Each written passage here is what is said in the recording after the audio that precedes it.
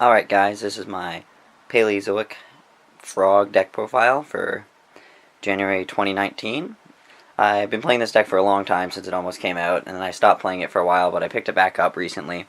I've been trying a whole bunch of different builds on it and stuff, and I'm having a lot of fun with it. And I do think it's an underrated deck, and it can have potential even in the meta game. It can just do so much. The way I have it built right now is pretty much to not let your opponent get an attack in, build up a big board that you can, and then just go in for hard damage. And with all the interruptions and stuff you play just with the paleo tracks themselves, you have a lot of outs and stuff to certain decks. And considering that most of the Paleozoic extra deck monsters and their trap monsters are unaffected by their monster effects, it makes it very easy to dodge annoying link monsters. Anyway, I will get right into the deck profile. Right. Starting with the main deck.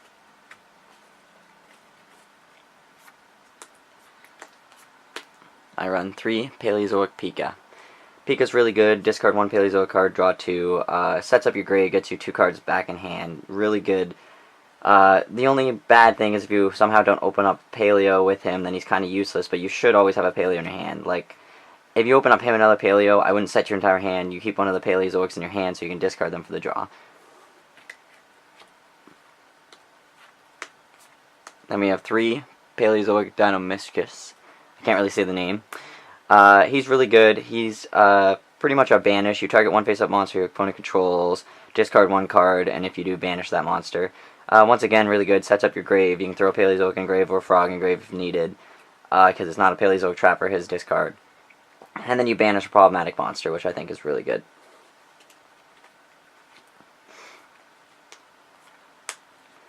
Then we run 3 Paleozoic Marmilla.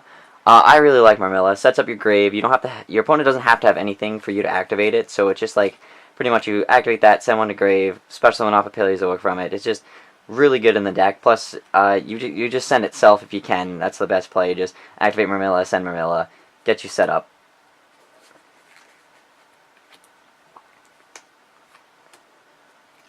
Then I run 3 Paleozoic Olenitis. He's the MST of the deck, which is really good against some of the heavy back row decks, or also annoying field spell cards that you can just pop right off his effect.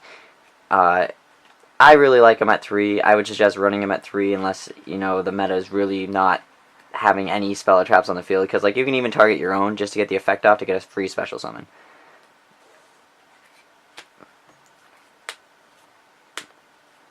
Then we run 2. I'm just going to call it Grab from Banish Zone. Essentially, this one is a target 1 banish card, return it to the graveyard. So what you want to do with that is you recycle your frogs. So you banish something for Robotoad to special summon, you activate that, get the frog back in the grave, then you get to special summon a Paleozoic off of it, and then you can reuse the Robotoad if you need to do another play, or just extend the board.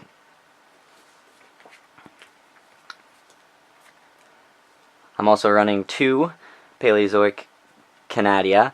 I know a lot of people ran this at 3 and stuff. It is good, but it's a target, which is sometimes not good. It flips on face down, so it is good to stop like some monsters and stuff. But I just find that I had it at 3, and I just feel like it's not needed at 3. Like there's other cards I'd rather put in than having that card at 3.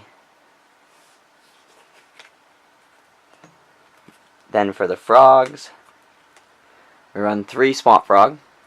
Frog Engine is just way too good in Paleozoics not to play. Like, broken just to set up your plays with the frogs. So easy. Then I run 2 Dupe Frog. Let me just straighten that out. 2 Dupe Frog. Dupe Frog is really good. I don't know, I find just, he's mostly just to get put in grave, but if he does get on field, your opponent pretty much has to target it with attacks if you control the frogs. It's an okay card.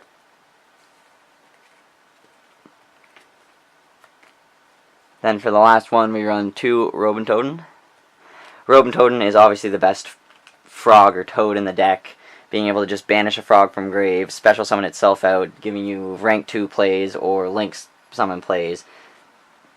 It's just so good.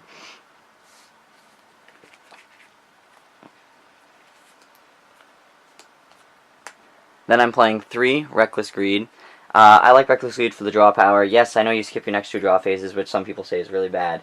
I find it's not that bad in Paleozoic, because like you got searches for other ways to get traps in your hand, and if you get 2 of these in one go, that's 4 cards in your hand, and who cares if you miss 2 draw phases? Like, at that rate, you should have enough advantage over your opponent to be taking the game.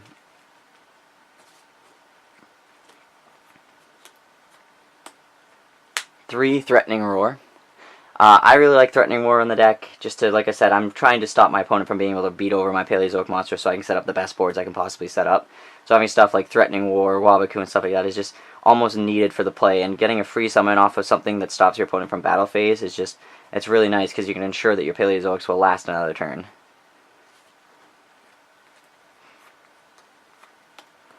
Three, Wabaku, for pretty much the same reason as the Threatening Roar play. I don't want my opponent to be able to beat over my monsters.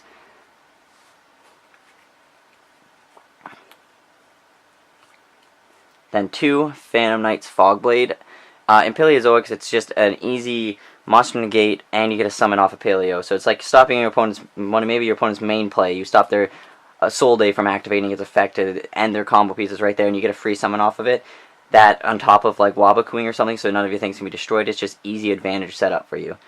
Then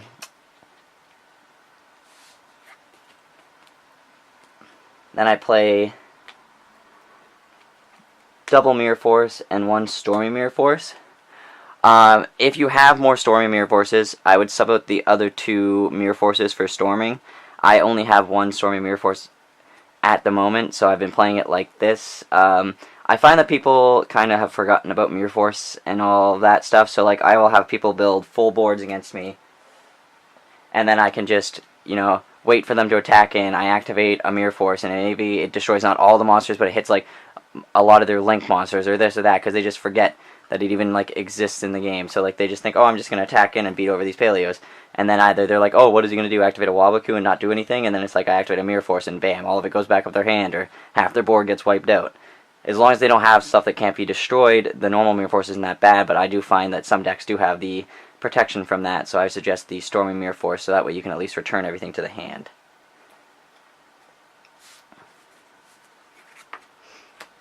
And then I play 1 Trap Trick. I would play this card at more, but I do not have them, and I don't really have, I don't know if they're still overly expensive, but at the time I didn't have the money to pick them up when they were like, I think 20 or 30 bucks. So if you don't have that either, I would just throw in the 3rd Fogblade instead of this, but if you have the 3 Trap Tricks, definitely throw the 3 Trap Tricks into the deck. Like, it is such a good card for Paleozoics. Just the way it can set up the game for you is just unbelievably nice.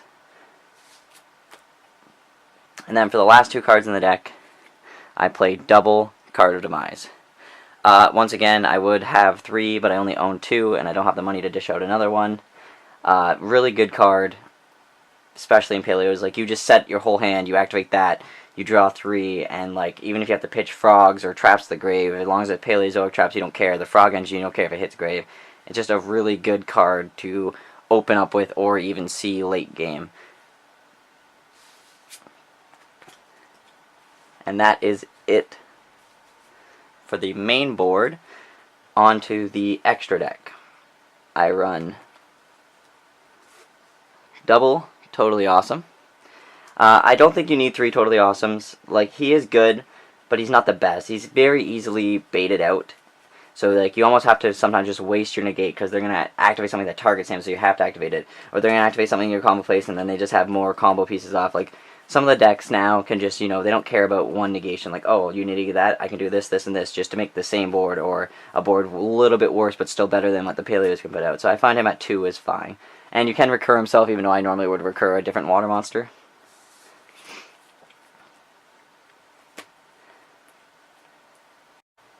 Then I run 2 Paleozoic. I'm not going to try to say his name. He's 0 attack, 2400 defense, but he lets you search for a Paleozoic trap and add it to hand. And while he is on the field, you can activate Paleozoic trap cards from your hand. So instead of having to set them, you can just activate them, which makes it just awesome, because potentially, if your graveyard is set up with Paleozoic traps, then you can activate the ones from your hand, and that's potentially, like, if you have 3 traps in your hand, and you get to activate all 3 of them, that's 3 special summons you could get just from having him on the board. So I highly recommend him at 2, maybe even 3. If I've been considering at 3, but I feel like you don't need him at 3, because at that point you should already have, won the game. Like, his effect's once per turn for the search, so it's not like you can go into him multiple times and it'd be useful. I just find that he's really good. Then I run double of the Paleozoic, I don't know, but I'm just going to call him the Paleozoic boss monster, because he is a boss. He takes 3 or more level 2 monsters, but his effect is, he's a once per turn destruction. So once per turn, as long as he has a trap for material, you can detach 1 from him and destroy 1 card on the field. So he's an interruption, a really good interruption. Also, all the Paleozoic monsters, including the traps, are unaffected by their monster effects, which just makes them so broken. So, like, a lot of the time, you can just sit on this guy instead of a Totally Awesome, and you're safer, because, like I said, the Totally Awesome can be baited out. But he is unaffected by monster effects, and a lot of people's way to get rid of things are monster effects, or they'll go into the extra deck and try to, Borrelord over your guy, and then you're like, sorry, he's unaffected by monster effects. I don't know how many times I've been playing online, and people don't read him, and they try to go into a link monster and get rid of him, or, take him or something, and it's like, doesn't work, unaffected, and they're like, what? And then they try again, and I have to, like, message them in the chat, being like, he's unaffected by monster effects. So he is a really good just boss monster, and like I said, you can even sit on him instead of Toad, and sometimes that's a safer bet. Also, whenever a trap card goes from your side of the field to the graveyard, once per turn you can excavate the top card of your deck, and if it's a trap, you can add it to your hand, and if not, you send it to the grave. So to you, you're either going to get a trap, and it's going to go in your hand, or you're going to send a frog in the graveyard, and you're perfectly fine with the frogs in the grave anyway. Then we won 1 Cat Shark. Cat Shark's just in here for OTK potential. You don't really need it, I just still like it. Sometimes you can get the playoff and it's just fun to do, but you definitely do not need Cat Shark in the deck. I also won 1 Sky Cavalier. He's really good for getting rid of problematic monsters on board. This card cannot be destroyed by battle while it has an XYZ material.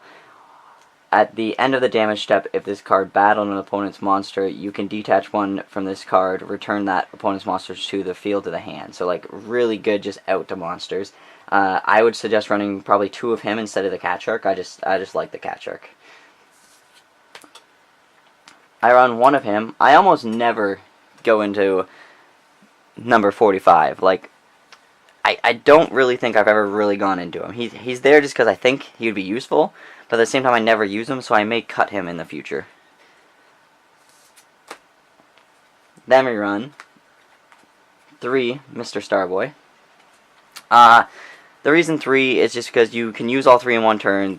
It gives you an OTK potential, and like he's so easy to make in this deck. Like, you don't not want to run him at 3, and like even when he gets sent off to grave, it's not that bad of a thing for you, and he's points 2 down, so it gives you access to, your double overlay. Like, you can go into Totally Awesome and a Paleozoic, or Totally Awesome and Cat Shark, and just get some good damage in.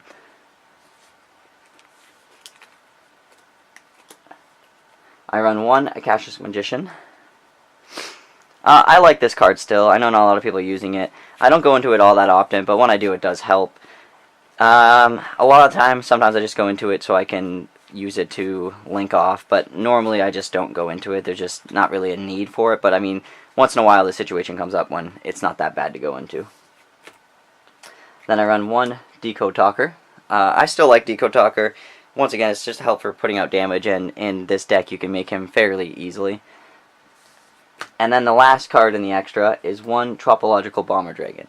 He is by far I find one of the best monsters to go into in this deck. If you can get the link play up to him and you just get him out, your Paleozoics aren't affected by monster effects, as I said. So whenever you summon something, you're going to be destroying everything in their main monster zone, but your Paleozoic trap monsters and your Paleozoic extra deck monsters are going to live because they're unaffected by his effect of destroying the field. So potentially, if you can get a full board of just the traps out, you could blow up their board and then just attack in for game. I find he's like by far just one of the best link monsters for this deck. That is it for the deck profile. I don't have a side deck right now built, but I would suggest running heavy back row stuff if you need to, if they're locking you out of the game. Other than that, side deck's pretty much your own preference, what you think you need to add in for your locals, or if you're going to big tournaments, what the meta game is. But I hope you enjoyed my Paleozoic deck profile, and thank you for watching.